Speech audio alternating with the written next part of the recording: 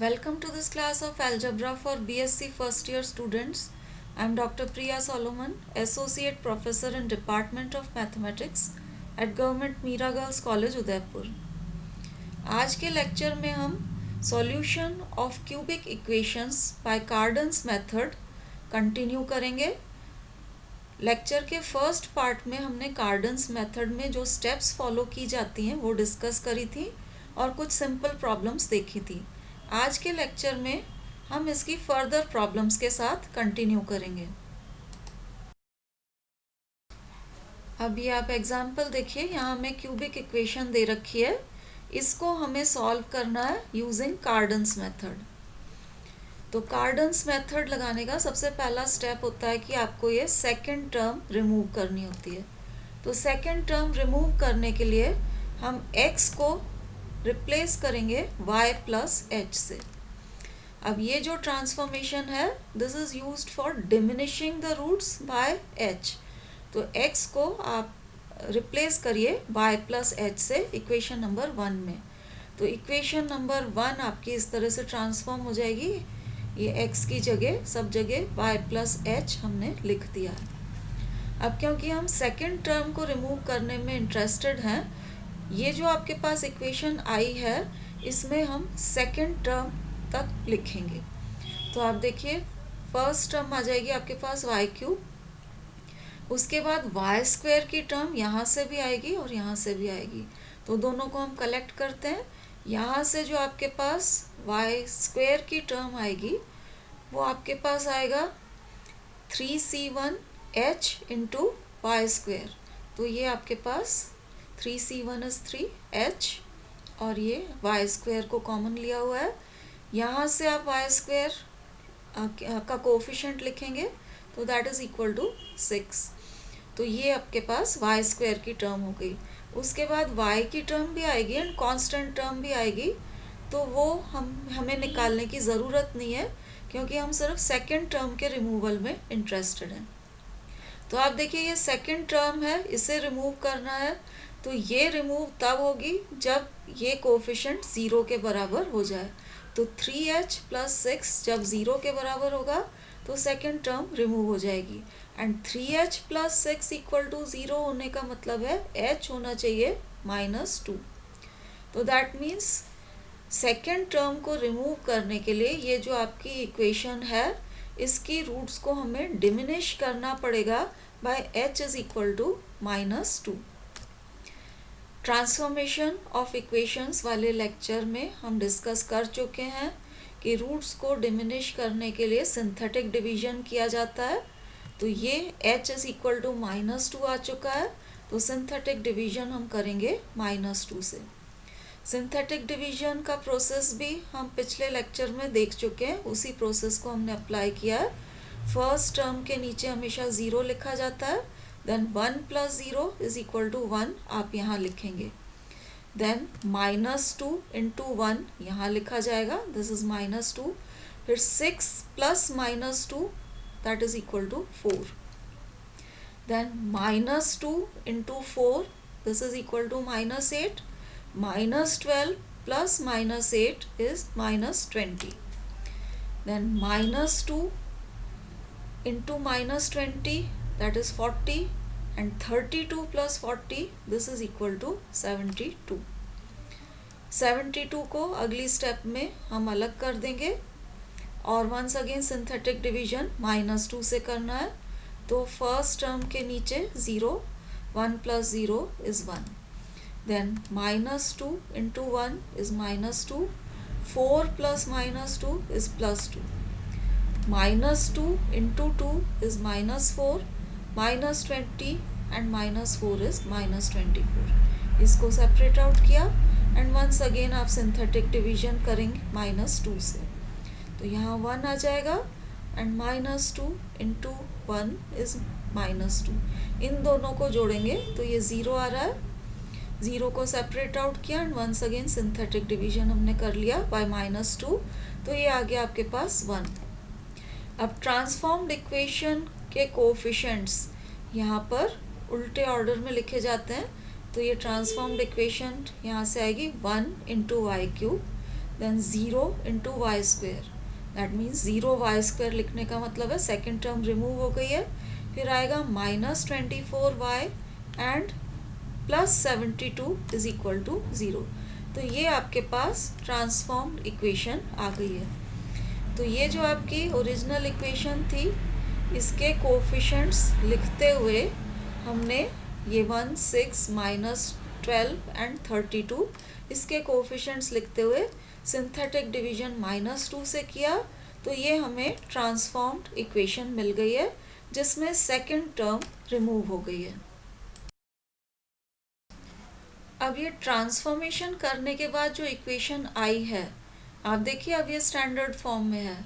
यहाँ y³ का कोफिशिएंट 1 है, सेकंड टर्म रिमूव हो चुकी है और बाकी की जितनी भी टर्म्स हैं इनके कोफिशिएंट्स इंटीजर्स या पूर्णांक हैं। तो ये क्योंकि स्टैंडर्ड फॉर्म आ चुका है, अब इस पे हम कार्डन्स मेथड अप्लाई करके इसका सॉल्यूशन निकाल सकते हैं। तो हम मान लेते हैं कि मान लीजिए इसका solution y is equal to u to the power 1/3 plus v to the power 1/3 है। इसमें आप दोनों तरफ होल क्यूब कर दीजिए, तो क्यूब करने पे ये रिलेशन अपने पास आ जाएगा। इसमें u to the power 1/3 plus v to the power 1/3 की जगह वापस अपन यहाँ से y लिख सकते हैं, y इसी के बराबर है। तो इसको हमने y से रिप्लेस कर दिया और फिर सारी टर्म्स को लेफ्ट हैंड साइड पे ट्रांसफ़र कर दिया, तो ये इक्वेशन आ गई। अब इक्वेशन नंबर 2 एंड 3 आइडेंटिकल होनी चाहिए, तो इनके कोफिशिएंट्स कंपेयर कर लीजिए। y का कोफिशिएंट आप इक्वेट करेंगे तो आपके पास u to the power 1/3 into V to the power 1/3 की वैल्यू आ जाएगी 8। ये इसको इसके साथ इक्वेट करेंगे तो आपके पास ये वैल्यू आ जाएगी 8 के बराबर। और कांस्टेंट टर्म दोनों में इक्वेट करेंगे, यहाँ पर constant term -u plus V है, यहाँ पर +72 है, तो आप इनको इक्वेट करेंगे तो u प्लस वी की वैल्यू आ जाएगी। तो अपने पास u इंटू वी आ गया होल क्यूब करने पर एंड u प्लस वी भी आ गया। अब हम ऐसी इक्वेशन फॉर्म करेंगे जिसकी रूट्स u एंड v हों। तो वेरिएबल हम z ले रहे हैं और ये इक्वेशन फॉर्म की है जिसकी रूट्स u एंड v हों। u into V and u plus V की वैल्यूज़ आप सब्सटीट्यूट कर दीजिए। तो ये क्वाड्रेटिक इक्वेशन हो गई z में, इसको आप सॉल्व कर लीजिए फैक्टर बना के। तो ये दो रूट्स आ रही हैं -8 एंड -64। क्योंकि रूट्स हमने u एंड v मान रखी हैं, तो एक रूट को u और दूसरी को v हम ले लेते हैं।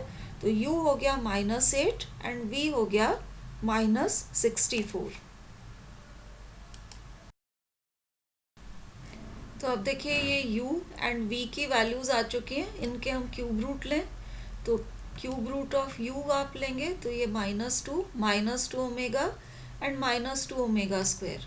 क्यूब रूट ऑफ v लेंगे तो -4 ओमेगा एंड -4 ओमेगा स्क्वायर। अब y आपका u to the power 1/3 plus v to the power 1/3 के बराबर है। तो ये कॉम्बिनेशन हम इस तरह से ले रहे हैं, इसको इसके साथ जोड़ा तो -2 एंड -4 जोड़ के ये पहली रूट आएगी। फिर उसके बाद इसको इसके साथ कंबाइन करेंगे तो ये आपकी दूसरी रूट आएगी एंड इसको इसके साथ कंबाइन करेंगे तो ये आपकी तीसरी रूट आएगी। अब ओमेगा एंड ओमेगा स्क्वायर की स्टैंडर्ड वैल्यूज़ आप सब्सटीट्यूट कर दीजिए और -2 ओमेगा एंड -4 ओमेगा स्क्वायर को कैलकुलेट करिए। तो ये -2 ओमेगा एंड -4 ओमेगा स्क्वायर ये सिंप्लीफाई होके आ रहा है 3 + √3i। ये आपकी ये वाली रूट हमने निकाली है। इमेजिनरी रूट्स पेयर्स में होती हैं, तो ये जो रूट है इसका कॉम्प्लेक्स कॉन्जुगेट होगी, आप इसकी वैल्यू डायरेक्टली लिख सकते हैं, ये होगी 3 - √3i के बराबर। तो y की 3 वैल्यूज़ हमें मिल गई, ये -2 एंड -4 आप ऐड करेंगे तो ये पहली रूट -6 और दूसरी दो आपकी इमेजिनरी रूट्स जो पेयर्स में आ रही हैं 3 ± √3i। अब y एंड x में रिलेशन हमें मालूम है कि x है y + h के बराबर और h है -2 के बराबर। तो आप सब्स्टिट्यूट कर दीजिए h की वैल्यू, y की वैल्यूज़ ये ऊपर आ चुकी हैं, इसमें आप y प्लस एच करिए taking h is equal to -2। तो आपके पास x की 3 वैल्यूज़ आ जाएंगी। -6 -2 करेंगे तो -8 आ रहा है, एंड 3 प्लस माइनस √3i में -2 आप जोड़ेंगे तो you get 1 plus minus √3i। तो ये कार्डन्स मेथड को यूज़ करते हुए x की तीनों वैल्यूज़ अपने को निकल गई हैं। 3 रूट्स क्यूबिक इक्वेशन की हमें मिल गई हैं यूजिंग कार्डन्स मेथड।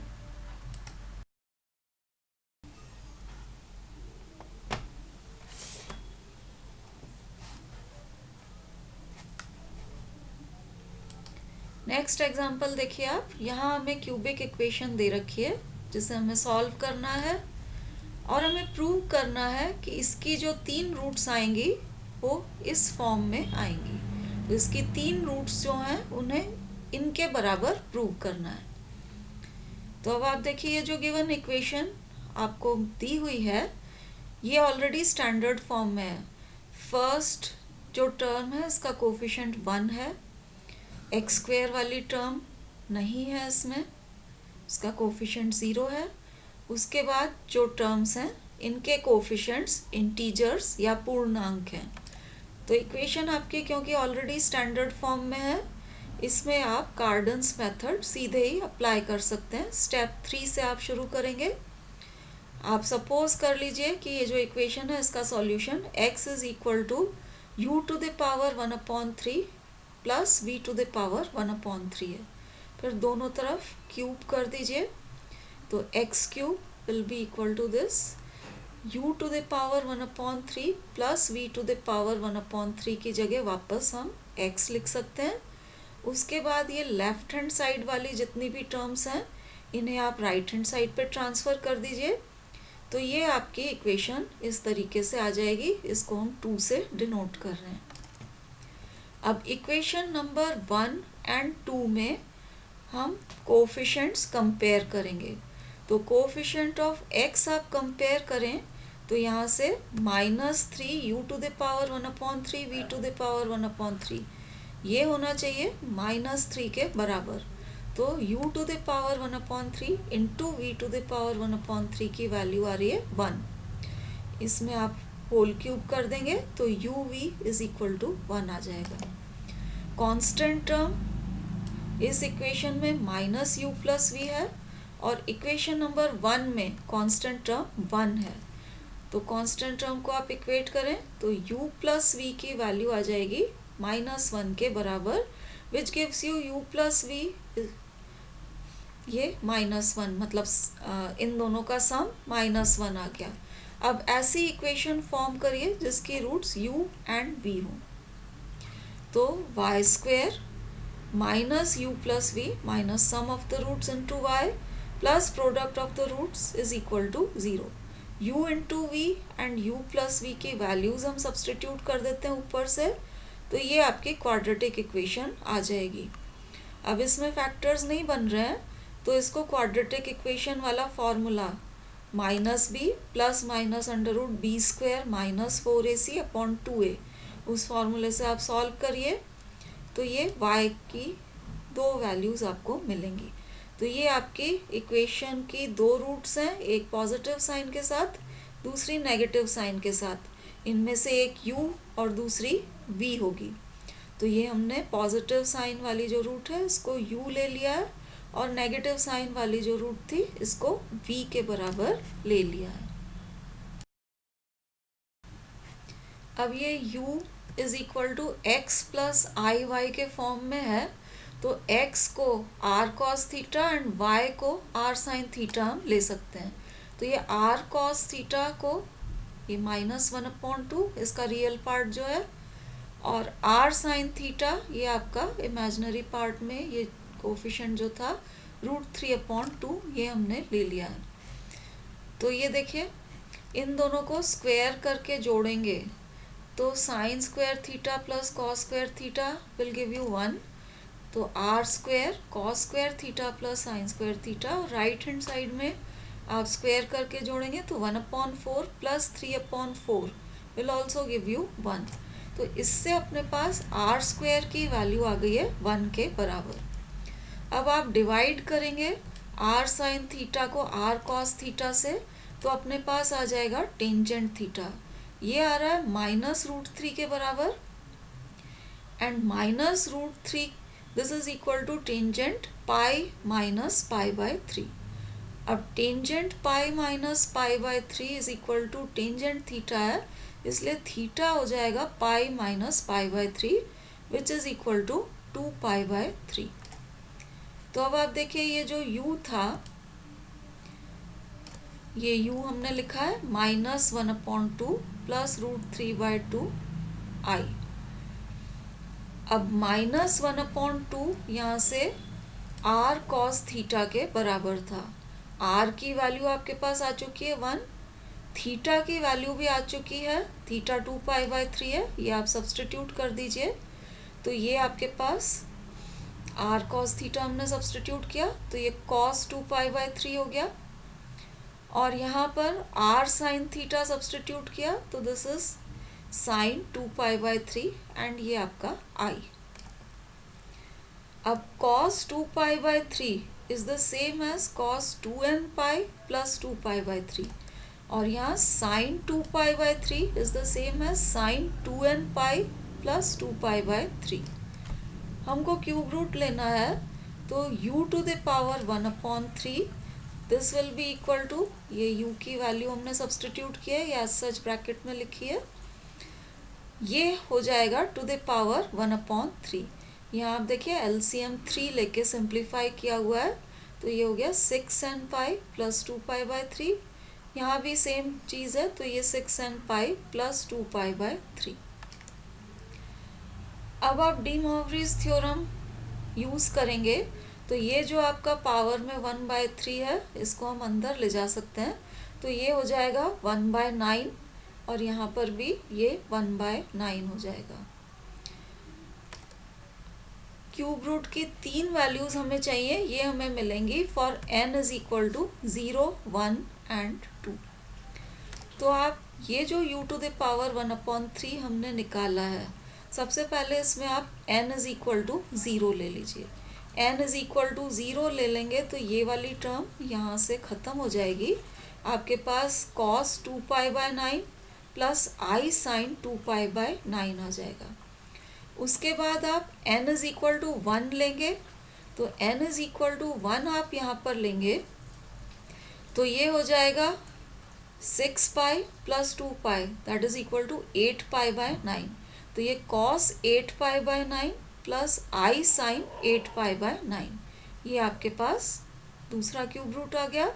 फिर आप n इज इक्वल टू 2 लेंगे, तो ये cos 12 पाई, यहाँ पर 12 पाई plus 2 pi 14 pi by 9 and i sin 14 pi by 9, तो ये आपका तीसरा क्यूब रूट हमें मिल जाएगा। तो n is equal to 0, 1 and 2 लेते हुए ये 3 क्यूब रूट्स हमें मिलेंगे। अब इसी तरीके से आप v टू द पावर 1/3 निकालिए। हम देख चुके हैं कि इमेजिनरी रूट्स हमेशा पेयर्स में होती हैं, तो ये v टू द पावर 1/3 जो आएगा इसका कॉम्प्लेक्स कॉन्जुगेट आएगा, तो प्लस i को आप माइनस i से हर जगह रिप्लेस कर दीजिए, तो ये आपका v टू द पावर 1/3 की 3 वैल्यूज़ आ जाएंगी। अब x है u to the power 1/3 plus v to the power 1/3 के बराबर, तो अब आप इन दोनों को जोड़ेंगे तो ये साइन वाली टर्म कैंसिल हो जाएगी क्योंकि एक पॉजिटिव और दूसरी नेगेटिव है, कॉस वाली टर्म आपके पास जुड़ जाएगी, तो जोड़ने पे ये x की 3 वैल्यूज़ आपको मिलेंगी। पहली इन दोनों के एडिशन से 2 cos 2 पाई बाय 9, दूसरी इन दोनों के एडिशन से that is 2 cos 8 pi by 9, और तीसरी वैल्यू इन दोनों के एडिशन से मिलेगी 2 cos 14 पाई बाय 9। तो ये हमारा रिक्वायर्ड फॉर्म आ गया है जो आपको प्रूव करना था कि जो क्यूबिक इक्वेशन है उसकी 3 रूट्स इसके बराबर हैं। तो ये अपने पास तीनों रूट्स आ गई हैं। This completes our discussion on Cardan's method. जो टेक्निक्स हमने इन 2 लेक्चर्स में डिस्कस करी हैं, उन टेक्निक्स को यूज़ करते हुए अब आप कार्डन्स मेथड की फर्दर प्रॉब्लम्स ट्राई कर सकते हैं। Thank you for watching.